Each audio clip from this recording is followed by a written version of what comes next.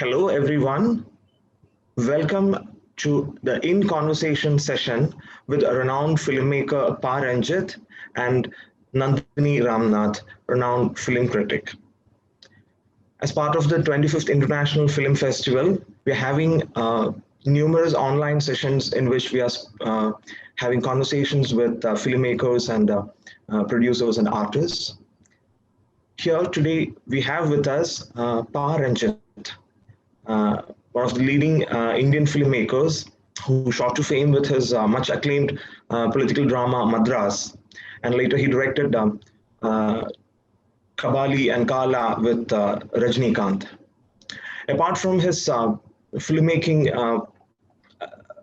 efforts, he is very active in the Dalit struggle, highlighting the Dalit struggle and supporting the Dalit struggle.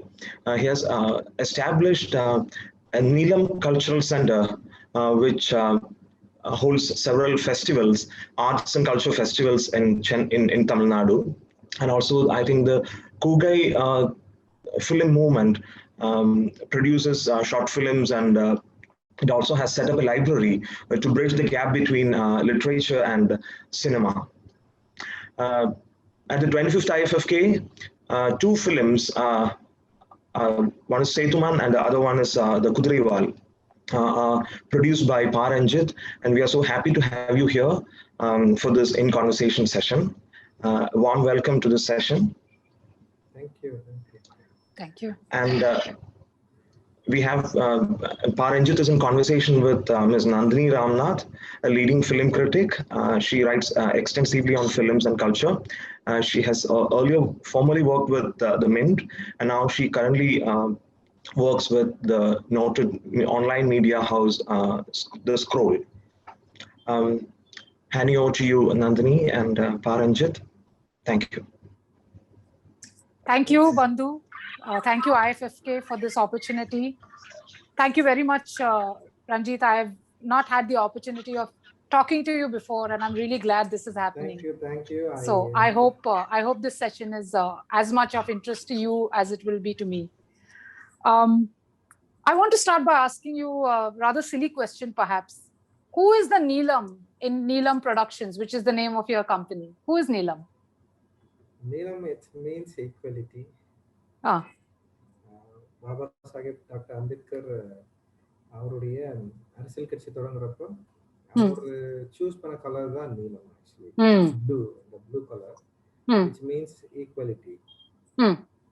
அங்கிருந்து தான் இதை நான் வந்து follow பண்றேன். Actually I am very much follower of, நான் பாபா சாஹேப் கூட பெரிய ஃபாலோவர். அவருடைய ரீடிங், அவருடைய ரைட்டிங், அவருடைய தாட்ஸ் தான் நான் ஒரு ஆளா இருக்கிறேன்னா, ரஞ்சித்ன்ற ஒரு ஆள் அப்படின்னா அது அவர்கிட்ட இருந்து தான் நான் வந்திருக்கேன். ஆக்சுவலி அவருடைய ரைட்டிங்ல இருந்து, அவருடைய பேச்சுல இருந்து, அவருடைய மூமெண்ட்ல இருந்து தான் நான் வந்திருக்கேன். ஆக்சுவலி அப்போ எனக்கு வந்து என்னன்னா, ஒரு நேரடி பொலிட்டிக்கல் அரசியல் களங்கள்ல இல்லைனாலும் நான் பண்ற சினிமா அப்படின்றது வந்து ஒரு முக்கியமான ஒரு ஃபிலிம்.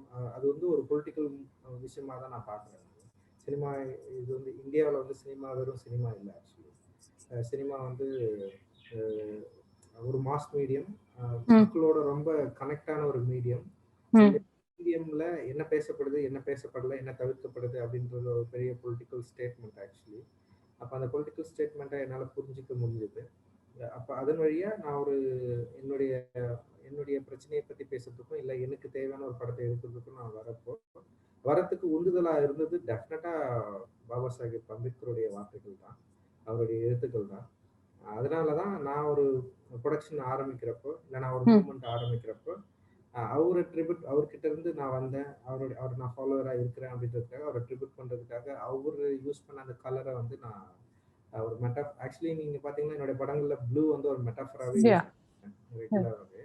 அதனால அந்த ப்ளூக்கும் எனக்குமான உறவு வந்து ஒரு ரொம்ப பொலிட்டிக்கலானது. அதோட தொடர்ச்சியா தான் என்னுடைய ப்ரொடக்ஷனுக்கு நீலம்னு சொல்லிட்டு பேர் வைக்கலாம்னு சொல்லிட்டு நான். Right. So as a producer, is your approach to the films that you pick up for production different from the ones that you make yourself? Are you different as a producer than as a director, or is it just the same person? Same person தான். Actually வந்து என்னன்னா, C நான் ஒரு டைரக்டரா இருக்கிறப்போ என்னுடைய ப்ரொடியூசருடைய என்ன சொல்றது லைபிலிட்டிக்குள்ளதான் என்னால வேலை செய்ய முடியும். அவர் எனக்கு கொடுக்குற அந்த இடத்துக்குள்ள என்னுடைய கதையை நான் பேச முடியும். இதுல நிறைய சிக்கல்கள் இருக்கு ஆக்சுவலி. இப்போ என்னுடைய ஃபர்ஸ்ட் மூவில நான் வந்து ஒரு அசிஸ்டன்ட் டைரக்டரா நான் படம் ட்ரை பண்றப்போ என்னுடைய ஸ்கிரிப்ட்ல வந்து ஒரு சின்ன சீன் இருக்கும். அது என்னன்னா ஹீரோ வீட்டுல இருந்து வெளியே கிளம்பி போறப்போ அந்த பகுதியில வந்து அம்பேத்கர் பர்த்டே வந்து கொண்டாடிட்டு இருப்பாங்க எல்லாரும். இப்ப நான் அந்த சீன் வைக்கிறப்போ வந்து என்னுடைய ப்ரொடியூசர்ஸ் வந்து அதை வைக்கக்கூடாதுன்னு சொல்லிட்டாங்க. ஏன் வைக்கக்கூடாது அப்படின்னா வந்து நான் வந்து ஒரு ஆக்சுவலி அது ஒரு it's not a political drama. ஆனா ஒரு லைஃபை பத்தி பேசுறேன். ஒரு ஒரு ஒரு என்ன சொல்றது ஒரு சப் அர்பன்ல இருக்கிற ஒரு கிராமத்தில் ஒரு வில்லேஜில் இருக்கிற ஒரு பையனுடைய லைஃபை பத்தி பேசுறப்ப அந்த வில்லேஜ் என்ன, ஏன்னா இங்க லேண்ட்ஸ்கேப் அப்படின்றது வந்து வெறுமனே லேண்ட்ஸ்கேப் மட்டுமே கிடையாது. எவ்ரி லேண்ட்ஸ்கேப் ஆடிய பிக் ஸ்டோரி. இப்போ ஒரு மரம்னா அது மரம் மட்டுமே கிடையாது. இங்க இந்தியாவில் பொறுத்த வரைக்கும் அதுக்கு ஒரு மித் இருக்கு. இங்க அந்த மித் வந்து அதோட ரூட் வந்து ஜாதியா தான் போய் சேரும். நீங்க அது தோணுனீங்கன்னா நீங்க ரிலீஜியஸ்க்கும் காஸ்டுக்கும் அவ்வளோ இன்டர்லிங்க் இங்க. அப்போ லேண்ட்ஸ்கேப் வெறுமனே இங்க லேண்ட்ஸ்கேப்பா இருக்கவே முடியாதுல்ல. அப்போ அந்த லேண்ட்ஸ்கேப்ல இருக்கிற சில ஆம்பியன்ஸ் நான் காட்டணும்னு ட்ரை பண்றப்போ அந்த ஆம்பியன்ஸ் இங்க என்னவா படுதுன்னா அது வந்து இது வரைக்கும் ஒரு மாடல் இல்லாததுனால இப்போ நீ அந்த மாதிரியான ஃபங்க்ஷன் வைக்கிறப்போ இங்க சினிமா தியேட்டர்ல வந்து ஒரு கலெக்டிவான மக்கள் வரப்போ இப்போ இதை பாக்குறப்போ அவங்க வந்து டிஸ்ட்ராக்ட் ஆவாங்க, அவங்கள கனெக்ட் பண்ண முடியாது. அப்படின்றதுனால அந்த காட்சியை நான் எடுக்க முடியாம போச்சு ஆக்சுவலி. அனதர் ரீசன் என்னோட ஃபர்ஸ்ட் ஷாட்ல அட்டகத்தி தான் என்னோட ஃபர்ஸ்ட் மூவி. என்னோட ஃபர்ஸ்ட் ஷாட்ல வந்து நான் அந்த வீடை வந்து நான் காட்டுவேன். ஆக்சுவலி சிங்கிள் ஷாட்ல காட்டுவேன். அந்த வீடை காட்டுறப்போ அந்த வீட்டுக்குள்ள ஒரு அம்பேத்கர் போட்டோ இருந்தது. ஆக்சுவலி ஒரு போட்டோ வந்து மாட்டி வச்சிருந்தேன். என்னுடைய ப்ரொடியூசர்ஸ் என்ன பண்ணிட்டாங்கன்னா வந்து அந்த போட்டோ எடுத்துட்டு தான் ஷூட் பண்ணணும்னு சொல்லிட்டாங்க. இல்லைன்னா வந்து பண்ண முடியாதுன்னு சொல்லிட்டு அந்த போட்டோவை எடுத்து வச்சாங்க. Actually That's a form of censorship actually. Okay அது என்னால அந்த டைம்ல வந்து என்னால நாங்க பேச முடியல. ஆனா நான் என்ன பண்ணேன்னா லைஃப் நம்ம இந்த தலித் லைஃப் தான் பேசுறோம். அதனால தலித் லைஃப் பேசுறப்போ தலித் செட்டில்மெண்ட் இருக்கிற பகுதியில் தான் நான் ஷூட் பண்ணேன்.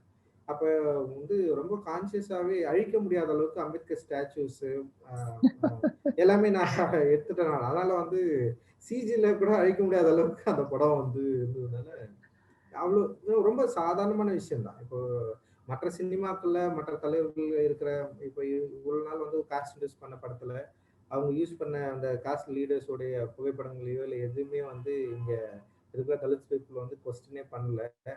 அதை வச்சா நாங்க படம் பார்க்க மாட்டோம்னு சொல்லலை.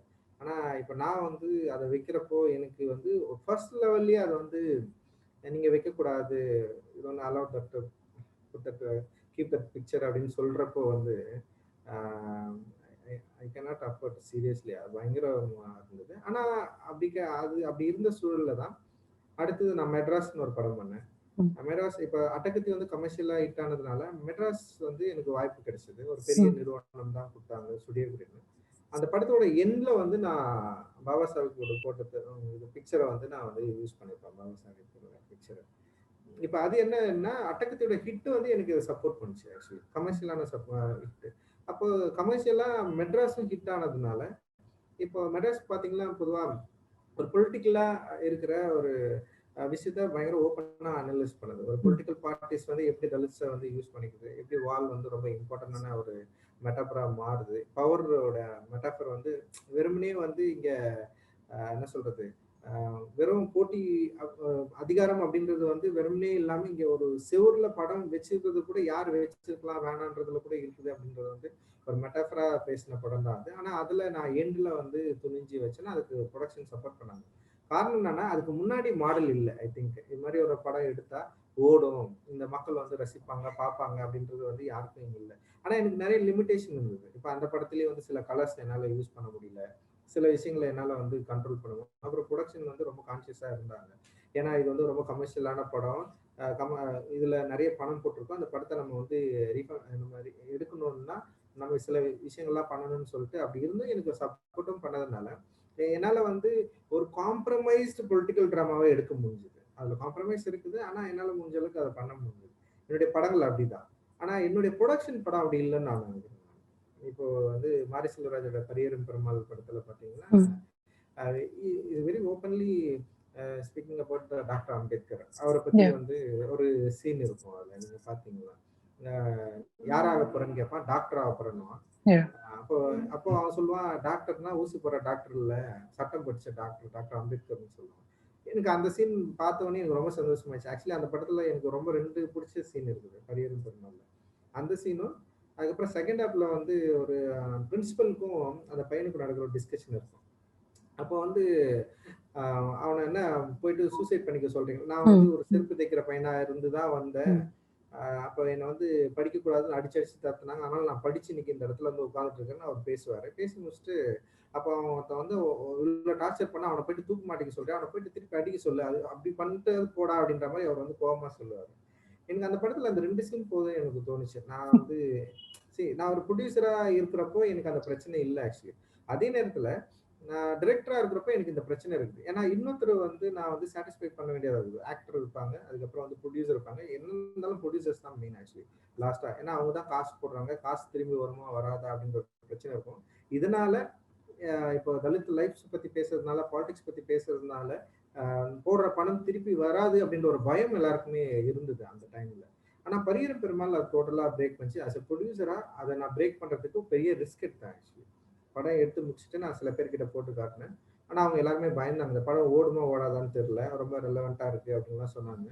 ஆனா நான் என்ன பண்ணேன்னா வந்து ஃபைனலா நானே ரிலீஸ் பண்ணலாம், ஓன் ரிலீஸ் பண்ணலாம்னு சொல்லிட்டு நான் ரிஸ்க் எடுத்து நான் பண்ணேன். அந்த படம் வந்து எனக்கு ஒரு பெரிய பேரையும் நல்ல என்ன சொல்றது நல்ல நல்ல ரிலீஸா இருந்தது, பெரிய சக்சஸ் ஆச்சு. அந்த படம் சக்சஸ் ஆனதுக்கு அப்புறம் வந்து ஒரு மாடல் கிரியேட் ஆயிருக்கு. இன்னைக்கு தமிழ் சினிமாவில் சரி ஒரு மாடல் கிரியேட் ஆயிருக்கு.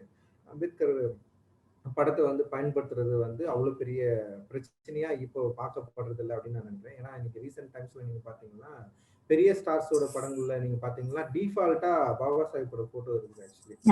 இன்னைக்கு வந்த ரீசெண்ட் படம் இருக்கு, ஓகே அது நடந்திருக்கு. அதே நேரத்துல தலித் பாலிடிக்ஸை பத்தி பேசுறதுக்கு கொஞ்சம் ஓப்பன் அப் ஆயிருக்காங்க ஆக்சுவலி.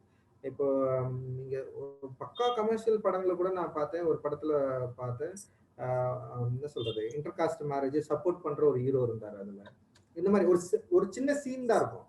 ஒரு சமீபமா வந்து ஒரு 3 மெயின் ஸ்ட்ரீம் படம், அந்த மெயின் ஸ்ட்ரீம் படம் 3 கமர்ஷியல் மூவி, அதுல ஒரு 2 சின்ன சின்ன சீன் இருந்தது. அந்த சீன் எல்லாமே வந்து இப்ப இந்த தலித் பாலிடிக்ஸ் இந்த மாதிரி பிரச்சனைகளை அண்டர்ஸ்டாண்ட் பண்ணி ஏதோ அவங்களுக்கு அண்டர்ஸ்டாண்ட், ஆக்சுவலி அதுதான் ரைட்டான பாலிடிக்ஸ் நான் சொல்ல வரல, ஆனா அவங்க ஒண்ணு நம்புறாங்கல்ல, அதுக்கு வந்து சப்போர்ட் பண்ணி நிறைய பேர் எடுத்துருந்தாங்க. இது ஒரு நல்ல சேஞ்சா தான் நான் பாக்குறேன். So you mentioned how you wanted to put a scene featuring Dr. Ambedkar. Your producer did not allow it and so on. Was some of this censorship, this pushback, partly because of the fear of the censor board? Was it just because of deeply rooted casteist feelings in people? Where do you think this opposition came from? Caste, it's kind of அது ஒரு மூலதனம் actually. ப்ரிவிலேஜுக்கும் அன்பிரிவிலேஜுக்கும் நடுவில் இருக்கிற மிக முக்கியமான ஒரு விஷயமா நான் வந்து காஸ்ட்டை பார்க்குறேன். காஸ்ட் வந்து எல்லா இடத்துலையும் ஒர்க்கபிள் ஆகுது. அது என்ன சாப்பிட்றதுல இருந்து வீட்டுல இருந்து இப்போ பார்த்தீங்கன்னா இது பாபா சாஹேப் அம்பேத்கர் காலகட்டத்துக்கு முன்னாடி இருந்து ரொம்ப சிவியரா இருந்தது. அது இன்னைக்கு வரைக்கும் இன்னைக்கு வந்து ரொம்ப மாடர்னா மாறிடுச்சு. இன்னைக்கு ரொம்ப மாடர்னா தான் இன்னைக்கு வந்து காஸ்ட் எல்லாமே பாக்குறாங்க. இன்னைக்கு இருக்கு இல்ல அப்படின்ற ஒரு டிஸ்கஷனுக்குள்ள நம்ம இருந்தாலுமே கூட, ஆனா சைலண்டா அது பயங்கரமா ரியாக்ட் ஆகுது. அதுக்காக நான் பி.கே. ரோசியோட கதை சொன்னேன். யார் வேணா நடிக்கலாம் அப்படின்னு இருக்கிறதுல வந்து எந்த பெண்ணுமே நடிக்க முன் வராதப்ப பி.கே. ரோசி ஃபர்ஸ்ட் டைமா முன் வராங்க. ஆனா முன் வந்தவொடனே அவங்களை வந்து காஸ்ட் ஐடென்டிட்டி தான் அவங்களை வந்து அடிச்சு துரத்தி விடுது. ஓகே, அந்த அளவுக்கு வந்து காஸ்ட் ஊறி போன நம்முடைய சமூகத்துல இன்னைக்கு சினிமா வந்து இவ்வளவு தூரம் வந்திருக்குன்னா, இப்ப சினிமாவில வந்து பாத்தீங்கன்னா வந்து பணம் வந்து மிக பிரதானமான ஒரு ரொம்ப முக்கியமான பாத்திரம், கேரக்டர் வந்து இதுதான், மணி தான். அப்ப மணி இன்வெஸ்ட் பண்றவங்க இப்போ ஒரு பொருளை செய்யறாங்க, ஒரு பொருளை விற்கிறாங்க, அது வாங்குறவங்க யாரு, இதுதான் ரொம்ப முக்கியமா இருக்கு. அப்போ ஒரு பொருளை நம்ம வந்து செய்யறோம், அதை விற்கிறோம்னா வாங்குறவங்க யாரா இருக்கிறாங்கன்னா இங்க காஸ்ட் இண்டஸ்ட்ரி வந்து இருக்கிறதுனால இப்ப அவங்களுக்கு என்னன்னா நம்ம என்ன பொருளை விற்கிறோம் அப்படின்றதுல வந்து அவங்களுக்கு ஒரு பெரிய பிரச்சனை இருக்குது. இப்ப அவங்கள பத்தின ஒரு படமோ அவங்கள பத்தின ஒரு பேச்சோ இல்ல அந்த லைஃபை பத்தி பேசுறப்போ இப்ப அதுல தலித் கேரக்டர்ஸை வந்து ஸ்டீரியோடைப் பண்ணி இருக்கிறப்போ அவங்களுக்கு எந்த பிரச்சனையுமே இல்லை. அப்ப தலித் வந்து ஒரு அக்ரெசிவா ஒரு ஆப்போசிஷன்லாம் இருக்கிறப்போ அவன் லைஃபை பத்தி பேசுறப்போ ஏற்கனவே வந்து தலித்தை வந்து தன்னுடைய ஊரை விட்டு ஒதுக்கி வச்சிருக்கிற இந்த சமூகத்துல அவங்க லைஃப் 2.5 மணி நேரம் உட்காந்து பாக்குறதுக்கும் இல்ல அவங்களுடைய குரல்களை கேட்கறதுக்கும் இங்க ஈஸியாவே ஒரு ஒரு என்ன சொல்றது ஒரு ஆப்போசிட் மனநிலை வந்து உருவாகுது. இது வந்து ஒரு இந்த இந்திய சமூகத்துடைய மனநிலையா நான் வந்து பாக்குறேன் நான். ஆனா இது வந்து இப்போ கொஞ்சம் ஓபன் அப் ஆயிருக்கு. இப்ப நிறைய ஆர்டிஸ்ட் உள்ள வந்திருக்காங்க, நிறைய பேர் இப்ப இதை பத்தி பேச ஆரம்பிக்கிறாங்க.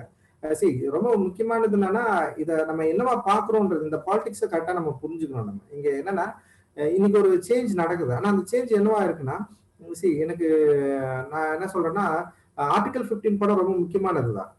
அந்த படத்துல வந்து என்ன நீ எப்படி காட்டுறன்றது ரொம்ப முக்கியமா இருக்கு. நான் யாரு, என்னுடைய வாய்ஸ் என்னவா இருக்கு, தலித்ஸோட வாய்ஸ் நீ என்னவா பாக்குற அப்படின்றது வந்து ரொம்ப முக்கியமா இருக்கு.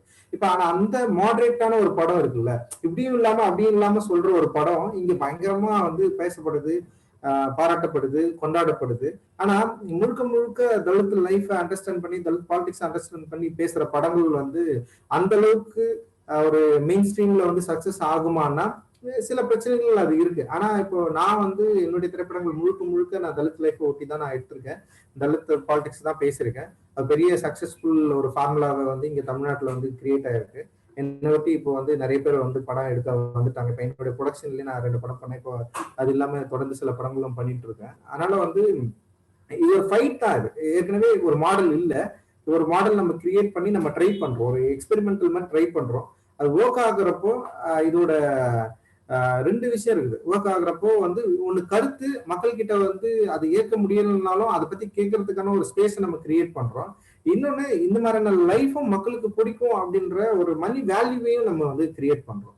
இது ரொம்ப முக்கியமானதா நான் வந்து பாக்குறேன் இந்த டைம்ல. ஆனா இதை மீறி நம்ம யார்கிட்ட பேசுறோம்னா ஒரு காஸ்ட், அதாவது ஒரு கலெக்டிவ் மனப்பான்மை உள்ள மக்கள் கிட்ட வந்து பேசுறோம். அந்த கலெக்டிவ் மனப்பான்மை உள்ள மக்கள் இந்த பிரச்சனையை எப்படி எடுத்துக்கிறாங்க அப்படின்னா அதுல இன்னும் கொஞ்சம் பிரச்சனை இருக்குதான் செய்யுது ஆக்சுவலி.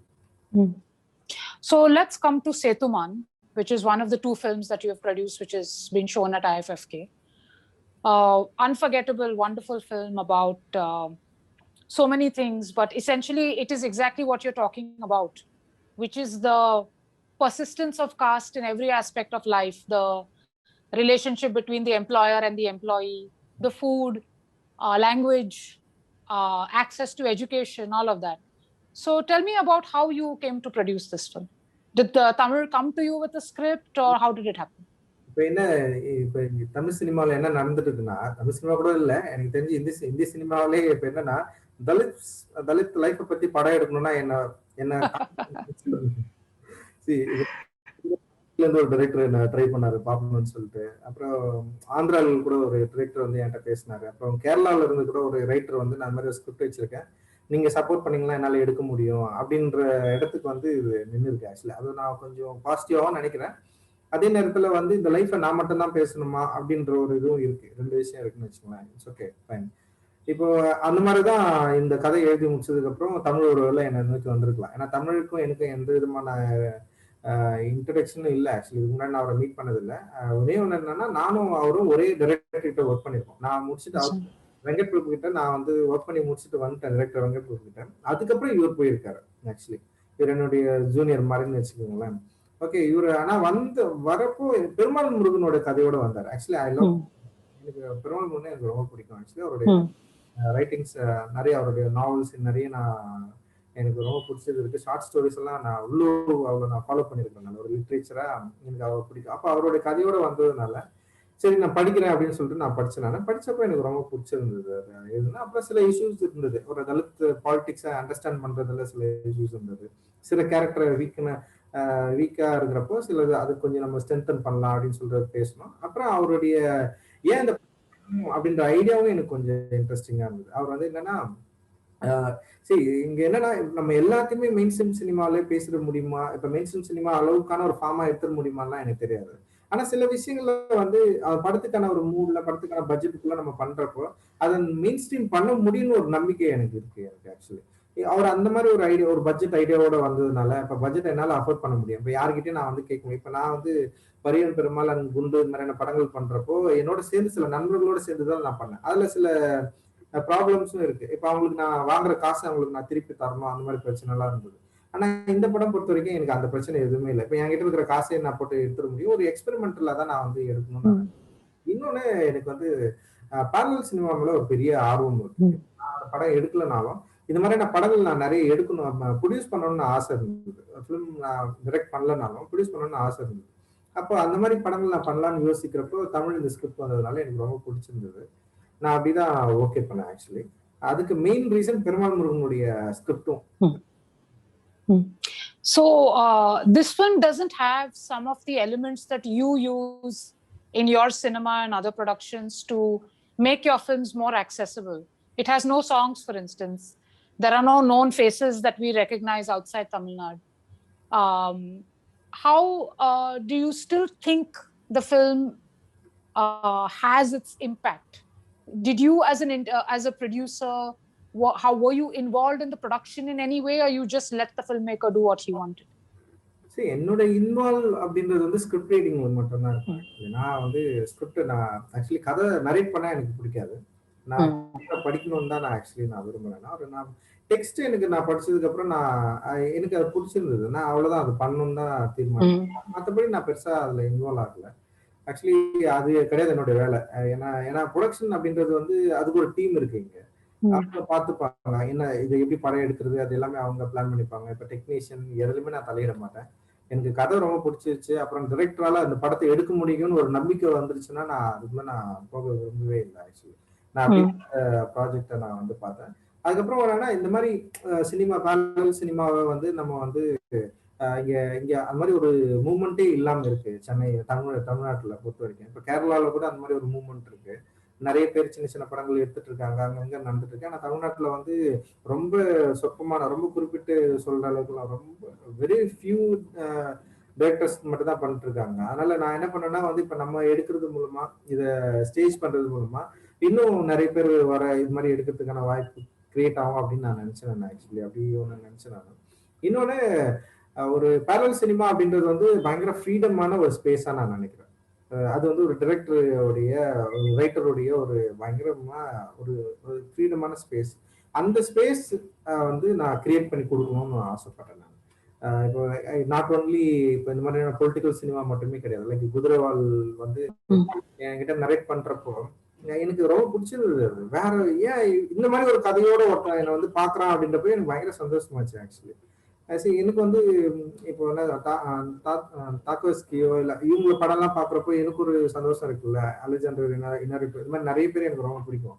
இப்ப இது இல்லாம வந்து சைக்காலஜிக்கலா ஒரு ஃபிலிம் லாங்குவேஜ் லைக் அந்த விஷயத்த அணுகிறப்போ அந்த மாதிரியான ஒரு லாங்குவேஜோட ஒருத்த வந்து உட்காரான், அவனுக்கு தாக்கோஸ்கி பயங்கரமா பிடிக்குன்றான். அதுவே எனக்கு பிடிச்சிச்சு எனக்கு. ஓகே, எனக்கு இந்த மாதிரி நான் ஒரு படம் பண்ண போறேன்னு சொல்லிட்டு குதிரைவாள்னு சொல்றப்போ உடனே என்ன பண்றேன், அவனுக்கு என்ன மாதிரி கதை வச்சிருக்காங்க பார்த்தா அவங்களுடைய கதை சொல்ற விதம், அந்த நரேட் பண்ணது, அதுக்கப்புறம் அந்த ஸ்கிரிப்ட் எழுதின விதம், அது எனக்கு பயங்கரமா பிடிச்சிருந்தது.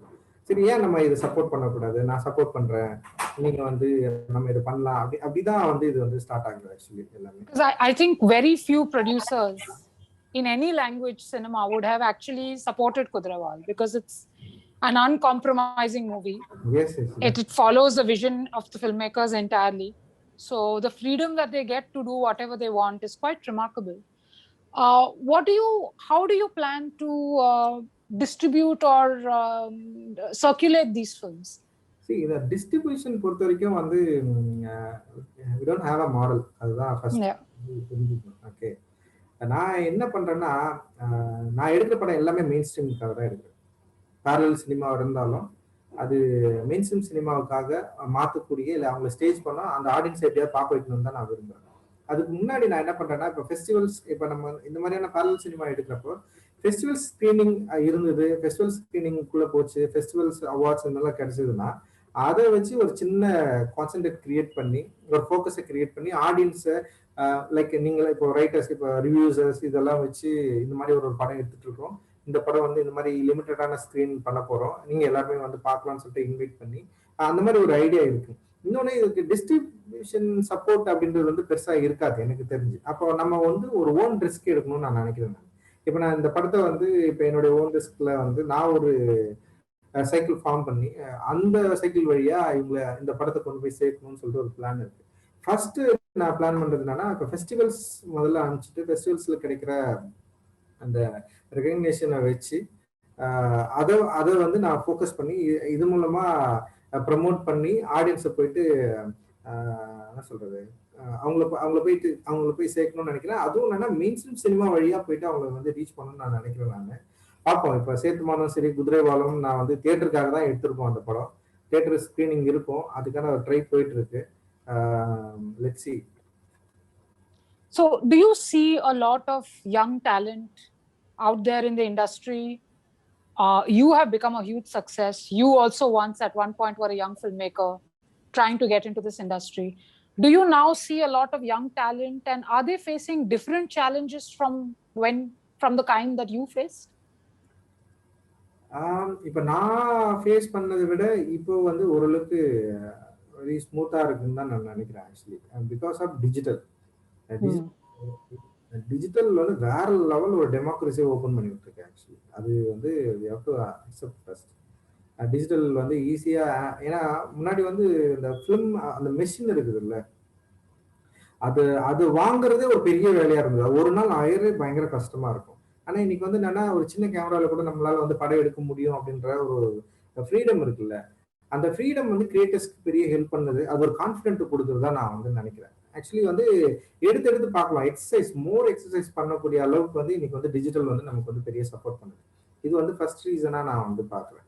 அதுக்கப்புறம் என்னன்னா முன்னாடி இருந்ததை விட இன்னைக்கு வந்து ஃபிலிம் பத்தின டிஸ்கஷன், ஃபிலிம் பத்தின வந்து அப்ரிசியேஷன் கோர்ஸ், இது மாதிரி நிறைய விஷயங்கள் இருக்குல்ல, இதெல்லாமே ஓரளவுக்கு வந்து ஈஸியா எல்லாருக்கும் கிடைக்குது. இப்ப நான் அசிஸ்டன்ட் டைரக்டரா இருக்கிறப்போ கிட்டத்தட்ட வந்து ஒரு 2008 வரைக்கும் நான் வந்து அசிஸ்டன்ட் டைரக்டரா இருந்தேன்னு வச்சுங்களேன். 2003 ஆரம்பிச்சு 2010 வரைக்கும் இருந்தேன் நான்.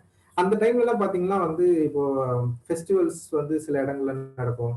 அப்புறம் வந்து அப்போ வந்து சிடி தான் இருக்கும். சிலது நம்மளால வந்து அவ்வளோ அந்த அவைலபிலிட்டி ரொம்ப கம்மியா இருந்தது.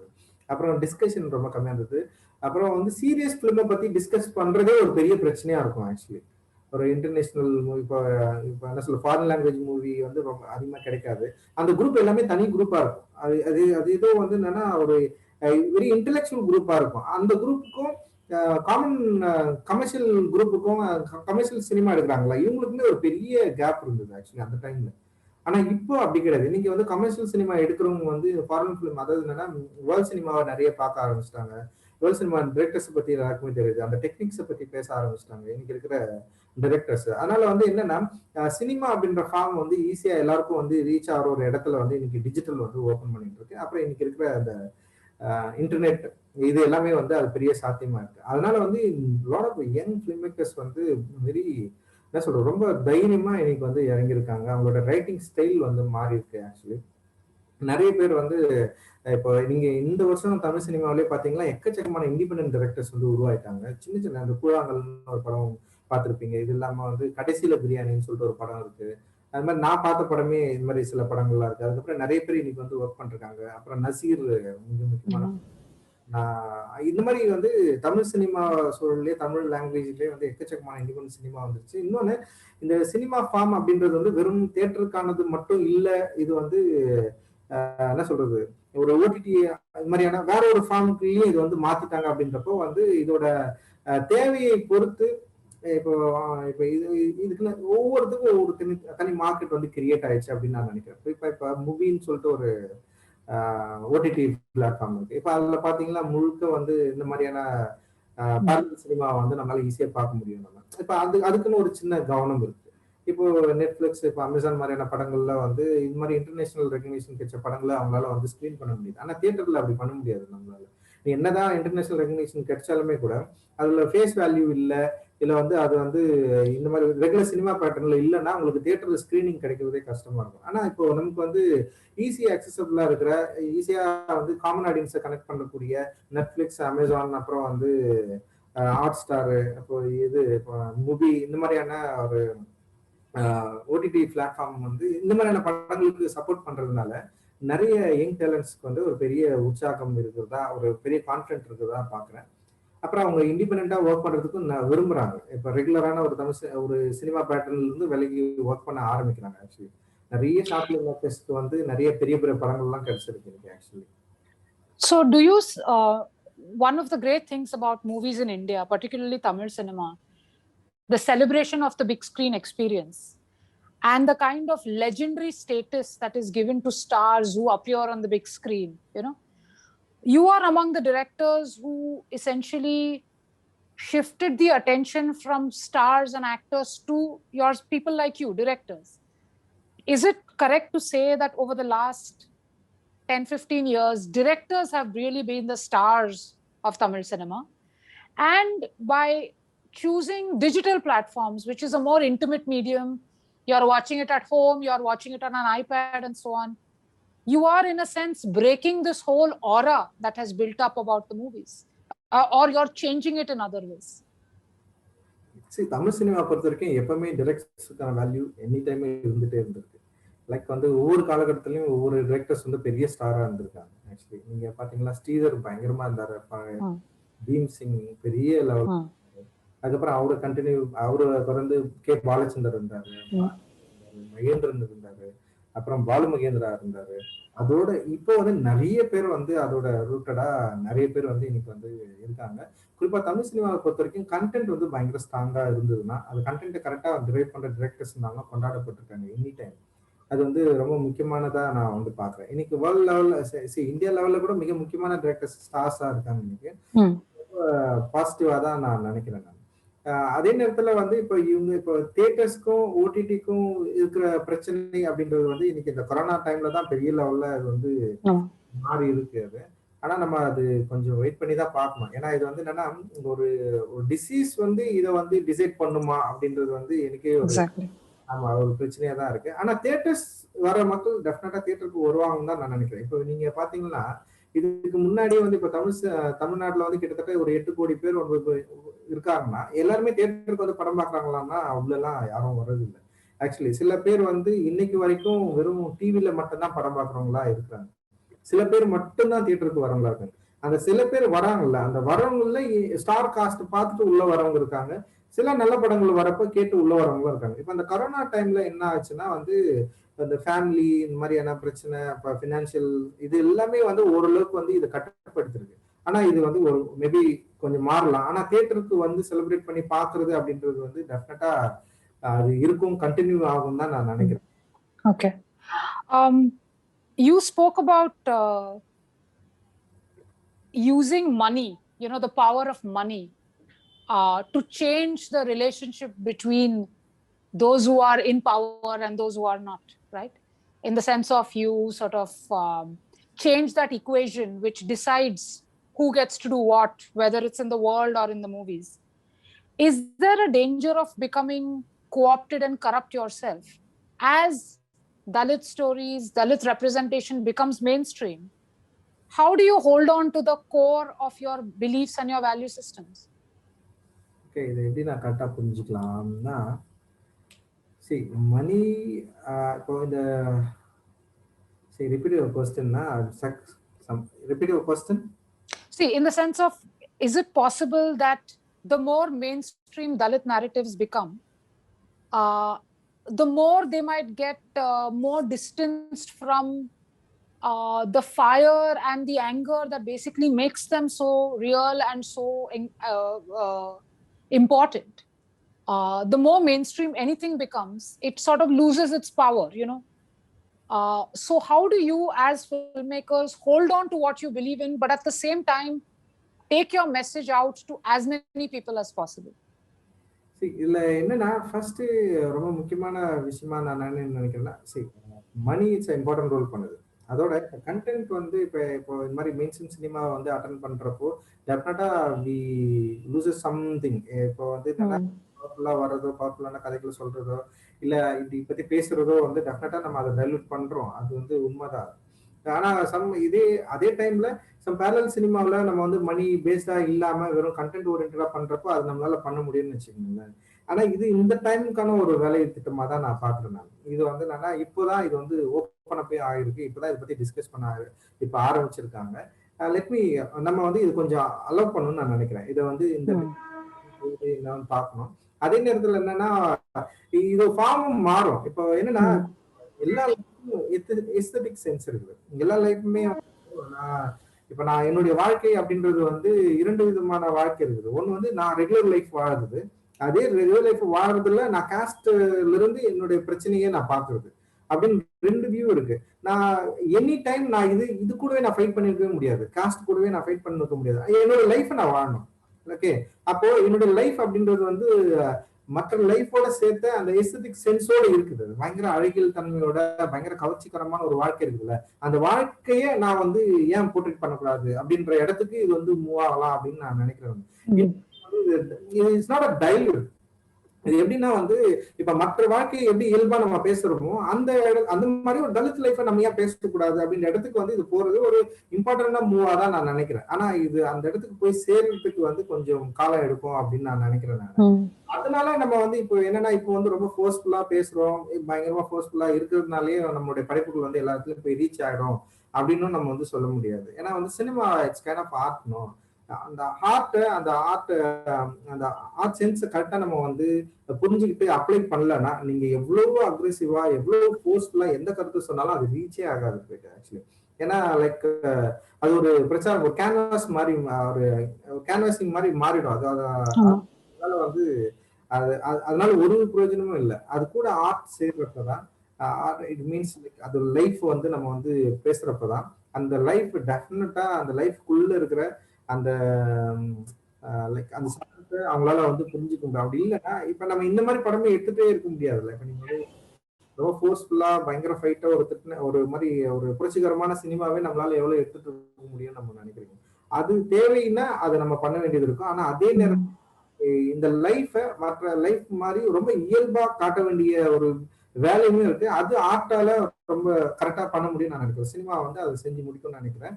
அது எந்த விதத்திலையும் வந்து நம்முடைய தாட்ஸையோ இல்லாட்ட நம்முடைய பொலிட்டிக்கலையோ டைல்யூட் பண்றது கிடையாதுன்னு நான் நினைக்கிறேன். So which country or which state in India perhaps is the most successful in balancing this politicized art or artistic politics, whatever you want to call it? Which country or state has done it the most effectively, you think? I remember reading something about how you praised Black Panther, for instance. You said it was a very good film. Do you think the Black Lives Matter movement and the films Hollywood is producing is one way? Do you think Tamil industry is doing it, or do you think other cinemas are doing it better? அப்படி சொன்னா டெஃபினட்டா black movement தான் நான் சொல்லுவேன். Black lives movement. இப்ப அங்க இருக்கிற Spike Lee தான் நான் சொல்லுவேன். ஸ்பைக்லி அவரு தான் இந்த ஆர்ட்டை ரொம்ப பொலிட்டிசைஸ் பண்ணி ரொம்ப கரெக்டா அப்ளை பண்ணவரா நான் பாக்குறேன். டூ த ரைட் திங்ஸ்ல இருந்து அந்த ஃபர்ஸ்ட் மூவி நேம் எனக்கு தெரியல. வென்சி காட்டா விட் தானே, ஷீஸ் காட்டா விட். ஓகே, அந்த படத்துல இருந்து ஸ்டார்ட் பண்ணுங்க. அவர் ஒரு யங் ஃபிலிம், அவர் சின்ன பையனா நடிச்சிருப்பாரு அந்த படத்துல. டூ த ரைட் திங்ஸ் செம்ம ஃபினாமினலான ஒரு படம். ஓகே, அவர் என்ன பண்ணாருன்னா கவுண்டர் கல்ச்சர் கிரியேட் பண்ணாரு அவருடைய படங்கள்ல. இது மெயின் ஸ்ட்ரீம் பண்ணாரு, கவுண்டர் கல்ச்சர் கிரியேட் பண்ணாரு, பிளாக் பியூட்டியை கிரியேட் பண்ணாரு. அப்புறம் வந்து அந்த பிளாக் பியூட்டி, பிளாக்ஸ் லைஃப்குள்ள இருக்கிற வந்து வெறும் ஆபரேஷனை மட்டும் பேசாம எஸ்தெட்டிக் சென்ஸை பத்தி பேசுனாரு. அவரு தான் அந்த எல்லாருமே இயல்பான ஒரு வாழ்க்கையை பத்தி பேசினாரு. அதுக்குள்ள இருக்கிற பெயின் இருக்கும், ஆனா அதே நேரத்துல வந்து என்ன சொல்றது, யாரோ ஒருத்தர் வந்து காப்பாத்துற மாதிரியோ அந்த மாதிரி எல்லாம் இல்லாம அவங்களுடைய பிரச்சனையை அவங்களே ஹேண்டில் பண்ற மாதிரி காட்டினாரு. வெறும் அந்த இடத்துல மட்டும் நடக்கல, சினிமாவில மட்டும் நடக்கல, அங்க மல்டிபிள் லேயர்ஸ்ல நடந்தது. சினிமா நடந்தது, ஸ்டேஜ் ஷோல நடந்தது, பாப் மியூசிக்ல நடந்தது, ராப்ல நடந்தது, ப்ளூஸ்ல நடந்தது. மியூசிக், பெயிண்டிங், ஆர்ட், சினிமா எல்லா வடிவங்கள்லயும் வந்து செமையா பண்ணது. பயங்கரமா அந்த பாலிடிக்ஸை வந்து கரெக்டா உணர்ந்துட்டு ஈவன் மாடலிங், நீங்க எதனால பிளாக் பியூட்டியை கிரியேட் பண்ண, இன்னைக்கு வந்து பாத்தீங்கன்னா பிளாக் பியூட்டிக்கு அவ்வளவு பெரிய மார்க்கெட்டை வந்து அவங்க வந்து கிரியேட் பண்ணிருக்காங்க. எதெல்லாம் வந்து இழிவு, எதெல்லாம் வந்து கேவலம், எதெல்லாம் மோசம் அப்படின்னு எதெல்லாம் நினைச்சோம். இந்த பிளாக் அப்படின்றதே வந்து அது இருக்க தப்பு ஒரு உணர்வை இப்பெல்லாம் வந்து கொடுத்தது அப்படின்னு சொல்லிட்டு யாரெல்லாம் பேசினாங்களோ, ஆனா இன்னைக்கு வந்து அதுதான் பெரிய ஒரு பயங்கர அழகா மாறி இருக்கு. நீங்க பாத்தீங்கன்னா லாங்குவேஜ் மூவியை பாத்தீங்கன்னா வந்து எக்கச்சக்கமான வந்து பிளாக் ஆர்டிஸ்ட் வந்து நீங்க நடிக்கிறத பார்க்கலாம். குறிப்பா அமெரிக்க படங்கள் இப்ப நீங்க பாத்தீங்கன்னா பிளாக் ஆர்டிஸ்ட் இல்லாத படங்களே கிடையாது. அப்புறம் ராப்பர், வேர்ல்ட் லெவல்ல பெஸ்ட் ராப்பர்ஸ் எல்லாமே வந்து பிளாக் ஆர்டிஸ்ட் தான். அவங்களுடைய பாடல்கள்லாம் பாத்தீங்கன்னா வந்து அரசியல் தன்மை இல்லாம இருக்காது. நிறைய இருக்கலாம், அப்புறம் கென்ட்ரிக் லாமரா இருக்கலாம், பியான்சியா இருக்கலாம், இது மாதிரி நிறைய ஆர்டிஸ்ட் நீங்க வந்து எடுத்துக்கலாம். நீங்க இவங்க எல்லாமே வேர்ல்டு டாப்பஸ்ட் சிங்கர்ஸ் இவங்க, ராப்பர்ஸ் இவங்க எல்லாமே வந்துங்கன்னா அவங்களோட பொலிட்டிக்கல் ஐடியாலஜில இருந்து ஒரு ஆர்ட்டை கிரியேட் பண்றாங்க. அந்த ஆர்ட் வந்து பெரிய அளவு மக்களை வந்து கனெக்ட் பண்ணுது. அது செம்ம சூப்பரா அதை ஃபார்ம் பண்ணதுல வந்து நான் பயங்கரமா ஃபாலோ பண்றது வந்து பிளாக் ஆர்டிஸ்ட் தான் நான் வந்து ஃபாலோ பண்றேன். சரி, அதுதான் ரொம்ப ஸ்ட்ரெயிட்டா இருக்கு. இப்ப நான் வந்து கலர்லெஸ். இப்ப நான் வந்து என்ன காஸ்ட்னு சொல்றது நீங்க என்கிட்ட பேசணும். நான் எங்க இருந்து வரேன்னு கேட்கணும். நீ என்னோட சர்நேமை பார்க்கணும். ஓகே, உன்னோட காஸ்ட் சர்டிபிகேட்டை பார்க்கணும். ஆனா பிளாக் அப்படி கிடையாது. நீங்க நேரா பார்த்தோன்னே உங்களோட அப்ரேஷன் ஸ்டார்ட் ஆயிடும். நீங்க வந்து இவன் வந்து பிளாக் அப்படின்றப்பவே வந்து உங்களுக்கான ஒரு ஓகே இவன் வந்து பிளாக்னு சொல்றப்பவே நீங்க என்ன பண்ணீங்கன்னா அவங்க கூட போராட ஆரம்பிச்சுங்க நீங்க. அப்ப அந்த அளவுக்கு வந்து ரொம்ப ஸ்ட்ரெயிட்டா இருக்கிற இந்த என்ன சொல்றது பிளாக் நெகட்டிவிட்டி எதிர்த்து சண்டை போட்டு இன்னைக்கு வந்து பிளாக் வந்து ஒரு பாசிட்டிவா மாத்தி இன்னைக்கு பெரிய ஒரு அப்ரேஷன் கம்யூனிட்டிலேயே ஒரு சப்ரஸ்ட் கம்யூனிட்டிலேயே ஒரு பெரிய முன்னுதாரணமா இருக்கிறத வந்து நான் பிளாக்ஸ் தான் நான் சொல்லுவேன் actually. And in India, do you think is there any older film maybe that was really inspiring to you where you decided that yes, my politics and my art can be expressed without compromising who I am? அப்படி நிறைய படம் இருக்கு actually. நிறைய எனக்கு தமிழ்ல பராசக்தின்ற ஒரு படம் ரொம்ப பிடிக்கும். கலைஞர் கருணாநிதியோடைய கலாச்சாரத்துல வந்த படம், சிவாஜி கணேசனுடைய ஃபர்ஸ்ட் மூவி. அந்த படத்துல பேசப்பட்ட அரசியல், அன்னைக்கு இருந்த சூழலை பத்தி ரொம்ப அற்புதமா பேசின படமா நான் பாக்குறேன். பராசக்தி வந்து ரொம்ப முக்கியமான படம். அது என்ன வந்து இன்ஸ்பயர் பண்ணுச்சு. அது அந்த பாலிடிக்ஸ் வந்து அந்த டைம்ல பேசினது வந்து அதுவும் கமர்ஷியலா பேசி பெரிய சக்சஸ் ஆன படம். இல்ல அதுல சில கிளிஷேஸ் இருக்கும், சில பிரச்சனைகள் இருக்கு, நான் இல்லைன்னு சொல்ல. ஆனா அந்த படம் பயங்கரமா என்ன வந்து படம் எடுக்கணும்னு தூண்டுச்சுன்னா, நான் ஒரு அரசியல் சினிமா நோக்கி நான் நகர்த்துச்சுன்னா நான் பராசக்தின்ற ஒரு படத்தை சொல்லுவேன். தமிழ் இந்திய சினிமாவிலே நான் நிறைய படம் Parasakthi most. So before I let you go, Ranjit, please tell us about your most recent film, the one that you've just finished shooting. Sarpatta பரம்பரை. அதை நான் எடுத்திருக்கேன். சமசூப்பரா இருந்திருக்கு. நேற்று தான் ஃபைனல் கட் பார்த்தேன், எடிட் பண்ணிட்டு. இங்க எனக்கு ரொம்ப பிடிச்ச படமா இது எடுத்திருக்குன்னு நான் நினைக்கிறேன். இது ஒரு டிஃப்ரெண்டான வேர்ல்டை பத்தி சொல்லியிருக்கேன். குறிப்பா வந்து சென்னையில் இருக்கிற நார்த் மெட்ராஸ்ல வசிச்ச பாக்ஸஸ்ல பத்தி நான் பேசியிருக்கேன். இது ஒரு கல்ச்சர் இருக்கு இங்க வந்து. ஒரு பெரிய குரூப் வந்து ப்ரொஃபஷனல் பாக்ஸிங் பண்ணியிருக்காங்க இங்க. இப்போ எப்படி வந்து அமெரிக்காவில் நடந்ததோ இந்த ஹெவி வெயிட் சாம்பியன்ஷிப் மாதிரி பாக்ஸிங் நடந்ததோ, அதே மாதிரி சென்னையிலயும் ஒரு கல்ச்சர் இருந்திருக்கு. 95 வரைக்கும் இருந்தது அது. அதுக்கப்புறம் தான் அமைச்சர் பாக்ஸிங் மாதிரி இன்னைக்கு வந்து வேற மாதிரி ஆச்சு. அந்த லைஃபை பத்தி நான் ஒரு படம் எடுத்திருக்கேன். 75ல நடக்கிற எமர்ஜென்சி பீரியட்ல நடக்கிற ஒரு லைஃபை பத்தின ஒரு படம். ரொம்ப இன்ட்ரெஸ்டிங்கா இருக்கு. டெஃபினட்டா மக்களுக்கு பிடிக்கும்னு நான் நினைக்கிறேன். என்னுடைய பாலிடிக்ஸோட சேர்ந்து அந்த படத்தை வந்து மக்களுக்கு நான் ப்ரெசென்ட் பண்ணலாம்னு வெயிட் பண்றேன். டெஃபினெட்லி எல்லாருக்கும் பிடிக்கும். I hope. இதுல வந்து ஆர்யா நடிச்சிருக்காரு, செம்ம சூப்பரா. ஆர்யாவோட பேரா துஷாரா பண்ணியிருக்காங்க. அப்புறம் இதை K9 ப்ரொடக்ஷன் கம்பெனி தான் ப்ரொடியூஸ் பண்ணியிருக்காங்க. இது இல்லாம நிறைய ஆர்டிஸ்டுகள் நடிச்சிருக்காங்க. பிரசுபதி நடிச்சிருக்காரு, கலர்ஷன் நடிச்சிருக்காங்க. இந்த மாதிரி நிறைய ஆர்டிஸ்டும் கோ ஆர்டிஸ்டும் சேர்ந்து பண்ணியிருக்காங்க. டெஃபினட்டா இந்த மூவி வந்து மக்களுக்கு பிடிச்ச படமா இருக்கும்னு நான் நினைக்கிறேன்.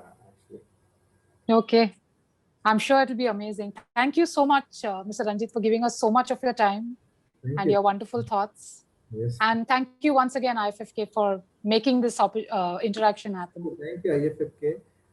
என்னுடைய 2 படம் அவங்க செலக்ட் பண்ணது நான் முன்னே எதிர்பார்க்கவே இல்லை. Actually I really like Thiruvananthapuram film festival. அந்த ஃபிலிம் ஃபெஸ்டிவலை பற்றி நான் நிறைய கேட்டிருக்கேன். எனக்கு ரொம்ப பிடிச்ச ஃபெஸ்டிவல் ஆக்சுவலி அவங்க திருவனந்தபுரத்தில் பண்ணுறது. அதில் என்னுடைய ப்ரொடக்ஷனில் 2 படம் வந்து செலக்ட் ஆகிருக்கிறது. நான் உண்மையிலேயே I am being proud. I think hope to see you there in person maybe the next time it happens. Yes, I will come. நான் இந்த முறை வர நான் ட்ரை பண்ணேன் ஆக்சுவலி. ஆமா, வர முடியாம போயிடுச்சு. நிறைய பேரை நான் இன்வைட் பண்ணியிருந்தாங்க, அதனால இருந்துச்சு. hope next time I will come with my movie. Yeah, okay. Thank you. Goodbye. Thank you.